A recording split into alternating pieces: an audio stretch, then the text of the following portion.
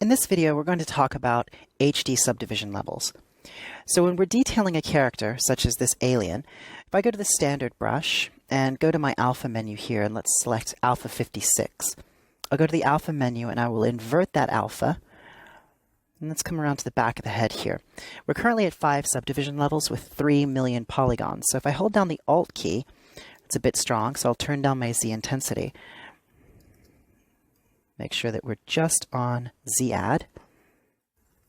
You can see that we get a nice fine texture here.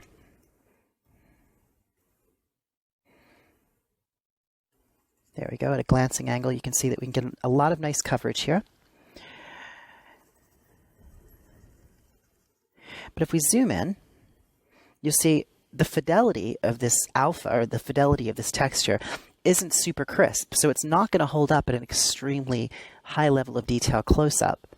If we move over to the face here, and let's select perhaps alpha 58, create some wrinkles around the eyes here. We'll just do some feathering, crow's feet. Now, especially when we get into the eye area here, as we zoom in, you see what happens is we're starting to see sort of jagginess or a lack of fidelity in the overall texture once we get very, very close to it. Now, this holds up for most applications. So if we go through here and just create circular patterns, we get a nice cross-hatching effect on our alpha here. There we go. So what happens if we need to get an extremely high level of alpha detail on our character? Now, this might be a situation where we're rendering something for film, where we're going to be in an extreme close-up, or we're trying to get very, very fine detail, like very, very fine pores or wrinkles. Or we're working on a very large character, maybe a dinosaur or a kaiju, something that's covered in a whole lot of very fine scales or wrinkles or bumps. Usually our standard subdivision levels aren't going to quite be able to handle that. Now, I could divide this up perhaps 2 or 3 more times. So if we add another division, we're at 13 million polygons. And again, we can get a pretty nice level of detail here. But what happens when our character can't be divided up high enough to get the level of resolution that we need? Well, that's when HD subdivision levels come into play. HD subdivision levels will allow us to divide a character up to 1 billion polygons. Now, typically, these are used when we're going to be extracting displacement maps, and we're going to be extracting displacement maps from a model that has multiple UVs outside the 0 to 1 range, or UDIMs. So what I mean by that is if I step down to my first subdivision level here, go to Tool, UV Map, and then click Morph UV, you can see the UVs for this character are just laid out in a single UDIM. It's a single shell that represents the entire head. However, if I switch to this model here, this is a generic female mesh. If I do the same Morph UV, you see the UVs seem to be in shells that are stacked on top of each other. What's happening here is Zbrush, in its default sort of native viewport, only handles a single UDIM, or UVs between 0 and 1. So if I go to the Z plugin menu and I click Flatten, here you can see the UVs for this character. This is the first UDIM, and her UVs are actually spread out across multiple UV regions. Now, what that means is we can extract a displacement map that's 8K just for the head, another 8K map just for the torso, another one for the feet, the thighs, the hands, and arms. We're able to spread this texture out across multiple 8K maps, giving us the maximum resolution and the maximum fidelity. So going back to our character here, what that means is if you're going to be using HD subdivision levels, most of the time you're going to want to use it on a mesh that has UVs that are laid out outside 0 to 1, so you can maximize the resolution of the resulting displacement. Because we are going to be dividing this mesh up to potentially 1 billion polygons, which gives us an extremely high level of fidelity, but to reap the benefits of that, the texture map has to be high resolution enough, and we have to have enough UV space to support it. So that said, let's take a look at how we use HD subdivisions. Now, I find HD subdivision levels work best if you're not divided up to your maximum standard subdivision levels. So I'll go to about level 4 and delete higher. Now, under Tool Geometry, under Tool Geometry HD, there's a button here called Divide HD. So I'm going to click that once, and now that gives me a single HD subdivision level, and you can see that it's up here. It'll give us a readout of how many polygons, that is. We're at 3.5 million. If I divide again, we're now at 13 million. And if I divide again, now we are at 52 million. And here you see we've got a slider that dials us between our HD subdivision levels.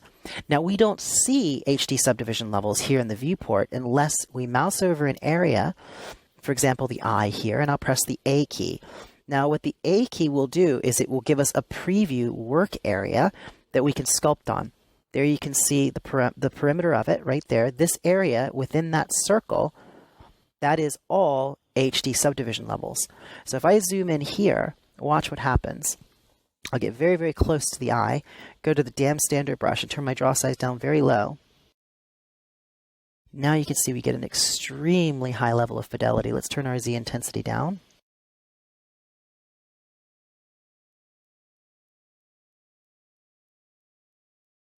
The type of wrinkles that I can sculpt now are far crisper and far more high fidelity than what I was getting in my standard subdivision levels.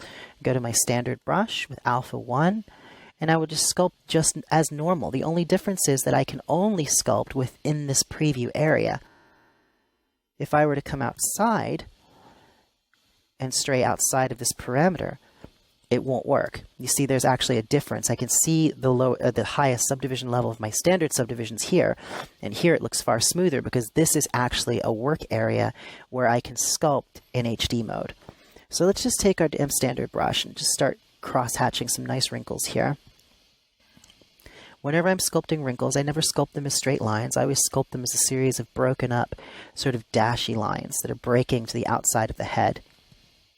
And anytime I sculpt a wrinkle, I try and go back in with the standard brush and give some volume to that wrinkle, make it feel like there's some gravity acting on it just by building up in between the recessed lines. Let's go back to our damn standard. Do a few more wrinkles through here.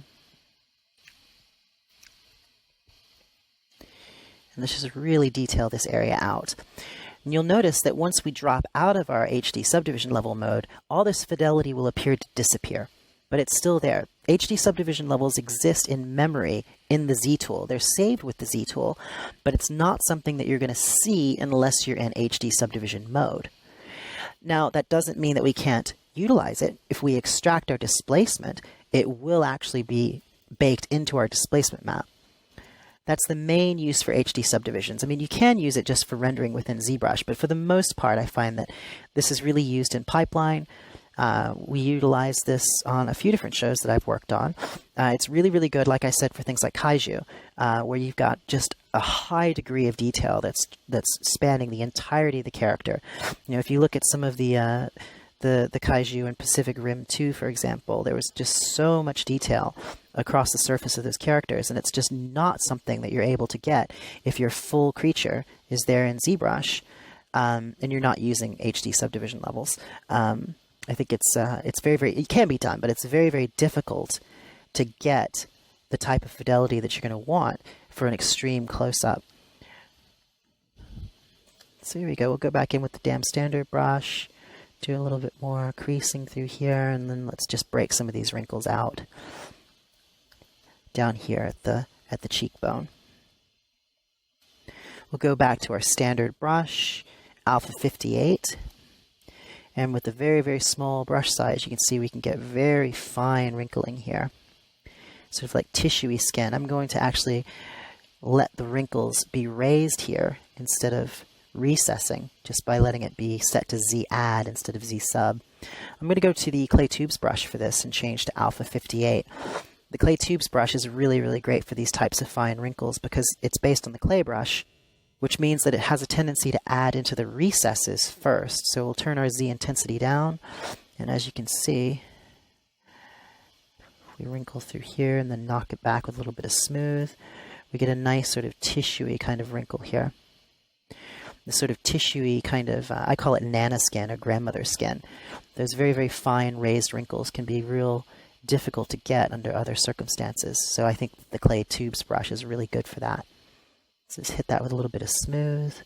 So there you go. You can see it really nicely here where these wrinkles are traversing across the crease in the eyelid. I'm going to turn my Z intensity down a little bit more and just put a bit more of these wrinkles through here. Again, letting them flow, but also traverse across some of the recesses. Here we go. That's very, very nice there. And here's a good place to get some of those raised wrinkles as well. So let's go ahead and put these through here.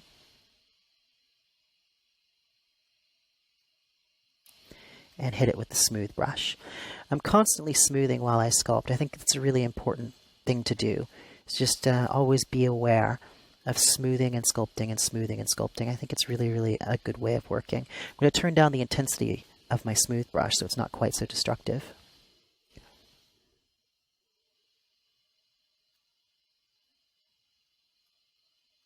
There we go.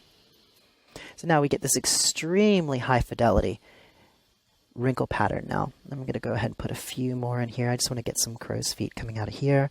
Hold down the Alt key.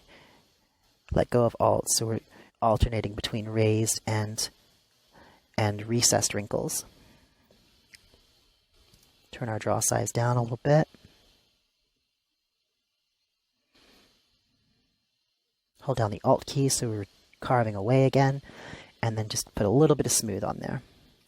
There we go. All right, now, so if I zoom out just a bit, so we have sculpted all this in HD subdivision mode. So if I mouse over here, somewhere that we're not over the model, and press the A key again, we will drop out of our subdivision, our HD subdivision mode. So there you go. You see we just dropped fidelity there. If we zoom out, you can see our preview area is gone. If I come back in here, mouse over the area that we were sculpting on, and then press the A key, it will once again create that preview area, and it'll bring that HD division back. So here's our HD subdivision level again. Now, the higher your HD subdivision levels, the smaller this preview region will be, because you can only preview and sculpt on a certain number of HD polygons at a time. So the higher your subdivisions, the more HD polygons you'll have, but the smaller your preview area will be. Now we can also paint in HD as well, which is very, very nice if we want to use poly paint inside of Zbrush. And once again, to get the quality of the HD sculpting and the HD painting, you will need to extract it into an extremely high resolution map or into a map with multiple UDIMs. And if you want to learn more about UVs in Zbrush, make sure you watch the UV Master video so we can talk a bit more about UVs and UV Master. So if I want to see the entire character rendered in HD, let's put a little bit more detail on here. Let's put, we'll go ahead and turn on X symmetry and just put a little bit of wrinkling. Oops, let's clear our mask here.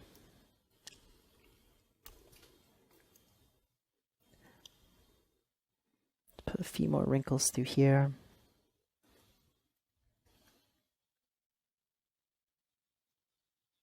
Turn off X symmetry. I'm a big believer in breaking symmetry, especially towards the center line of the head. Smooth that back just a bit. We'll turn up the intensity on our smooth brush. Let's turn down the intensity on this brush, holding down the Alt key just to create just a nice little wrinkle pattern through here, just so we have a bit more to look at.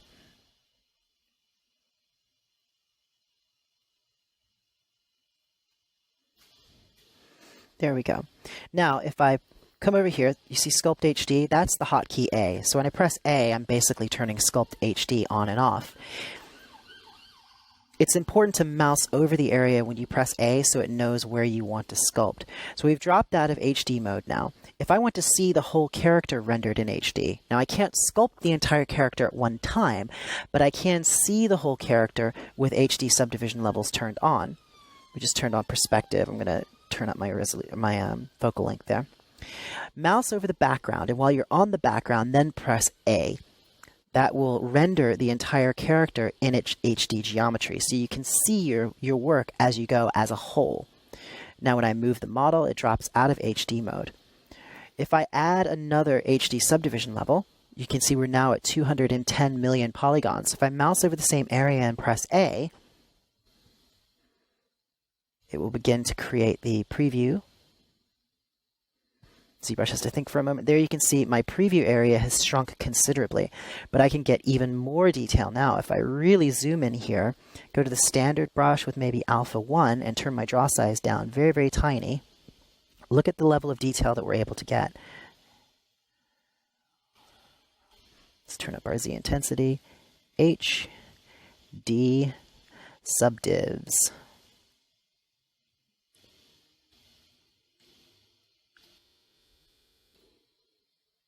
If we zoom in, you see there's quite a bit of fidelity there. So again, HD sculpting is often overlooked, but I think it's an extremely powerful tool when you're trying to get a whole lot of detail into your character that you just can't support with standard subdivision levels. Now, it does have the drawback that you can't export an OBJ of your highest subdivision level. Now, why that may be difficult with, a 12 million polygon mesh, it is possible. You are not able to extract your HD polygons from your Z tool. So it's very important to save and save sequentially, just in the off chance there's any kind of file corruption.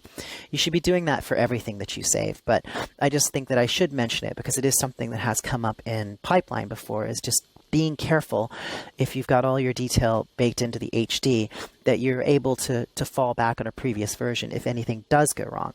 But it's very, very rare that anything goes wrong with HD subdivision levels. Here I'm going to zoom into the mouth. I'm going to press the A key while I'm over the mouth.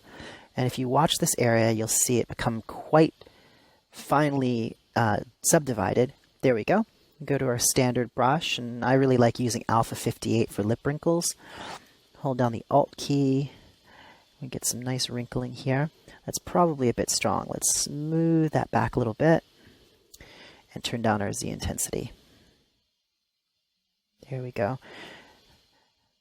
Lips are one area that I always find can be difficult to get really nice detail sculpted in. So I find having HD subdivision levels for that is great. It's also worth noting as well that when you extract your displacement maps, extracting a 32-bit displacement map gives you even better results when you're baking in your HD subdivision level detail. Just because the 32-bit map has scale baked in, and of course it's 32-bit compared to 16-bit, so we get a lot better result from that. Most of the displacements that I end up doing professionally are 32-bit displacement centered on black. If you want to understand more about that, be sure to watch the video on Multimap Exporter and Extracting Maps, where we look at that process in depth. There we go, just put a little bit of smooth on that.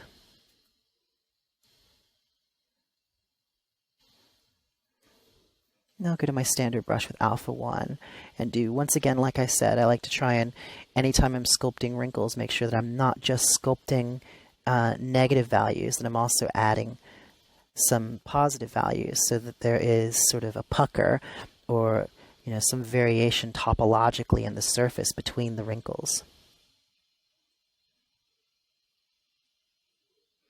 Let's get a nice little lip line here.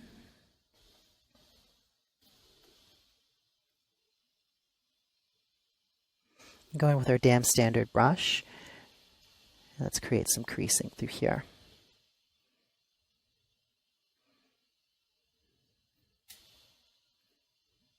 Again, I definitely don't want to sculpt this with symmetry turned on. I think that's a big no-no on lips, because it's anytime you get close to the center line of the head, any sort of symmetry is going to be painfully obvious. And I think things just tend to look better with some asymmetry in them. It's like I said in some of the other videos, that it's very, very easy to do asymmetry in clay. It's very, very hard to do asymmetry on the computer. You have to think to do it. You have to make the effort to do it. Whereas when you're sculpting in clay, you have to make the effort to be symmetrical. So there we go. And I'll take my standard brush, Alpha 58, and I like to turn my Z intensity down and my draw size up quite high. And let's just create some larger wrinkles. Oops, let's undo that. Hold down the Alt key so we're subtracting. I like to make some big wrinkles radiating up out of the mouth. Smooth that back a bit.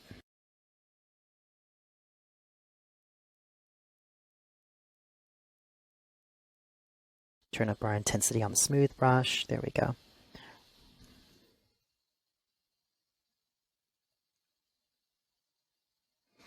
Something interesting to note, that the face tends to wrinkle.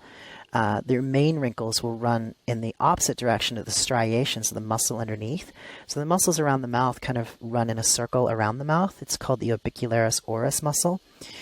And the main wrinkles coming out from around the mouth run opposite of that. They radiate out. Like, think about a smoker's mouth, like an old person who's been smoking their whole life, how they get those wrinkles that kind of radiate out from the lips. Here we go. Let's go ahead and just create some creases this way and this way, sort of following the topological flow of the surface underneath.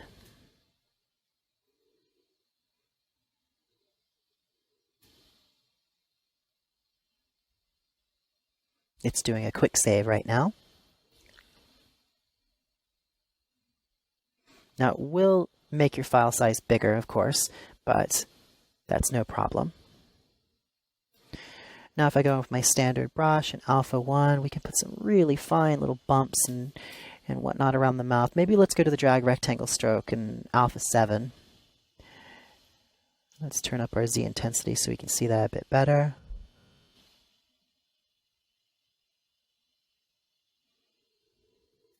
That's pretty gross. Do things like this, a little bit here. Let's turn our Z intensity down. I always like to try and sculpt things at the lowest possible Z intensity to get what I'm looking for. I like to do what I call sneaking up on a shape. Let's turn up the Z intensity a little bit more. There we go. So there's quite a bit of detail there. Now, when I mouse over the background and press A, I'll drop out of HD sculpting mode, and you'll see that this detail will all appear to disappear. There we go. So the majority of that is now lost. However, once again, it is still in memory.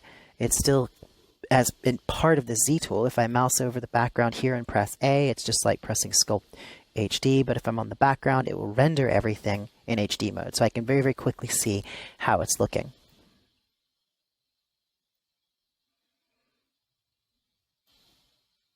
So that is HD subdivision levels. It's a really powerful tool. I think anytime that you've got to create something that has an extremely high level of detail, it's worth considering using HD geometry instead of relying just on your standard subdivision levels. Again, I think it's best if you are planning on using HD to plan ahead and only divide up a few subdivision levels. Don't maximize your standard subdivisions and then add HD subdivision levels on top of that. I find that harder to manage. I like to get to about a mid-range with my subdivisions. Here I'm at level 5, and then I just start adding HD subdivision levels on top of that. And if you want to extract these into maps, you will use the Z plugin Multi-Map Exporter, which is right here. And we have a whole video that goes into this in depth. We'll be talking about this in our extracting maps video. So it's beyond the scope of this particular lesson. I just wanted to show you how to use HD subdivision levels and what they mean. And hopefully now this is something that you can incorporate into your own workflow and utilize yourself. So thanks for watching, and I'll see you in the next video.